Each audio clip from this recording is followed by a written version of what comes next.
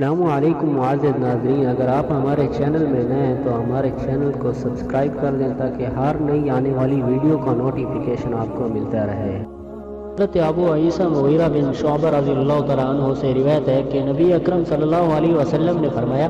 اللہ تعالیٰ نے تم پر ماؤں کی نافرمانی کو حرام کیا اور ضرورت کے موقع پر خرچ نہ کرنے اور بلا ضرورت سوال اور لڑکیوں کو زندہ درگور کرنے کو حرام قرار دیا اور فضول بحث مباحثہ کو اور کثرت سوال کو اور مال کو بے جا ضائع کرنے کو تمہارے لیے ناپسند فرمایا۔ معلوم جس کا معنی خرچ کرنا ضروری ہے اس کو روکنا، وہاں تو اس چیز کو مانگنا جو اس کے لیے مناسب نہ ہو اور اس کی نہ ہو، زندہ درگور کرنا جو سننے اس کو بیان کرنے لگا اور یوں کہے کہ یوں کہا گیا اور فلاں نے یوں کہا،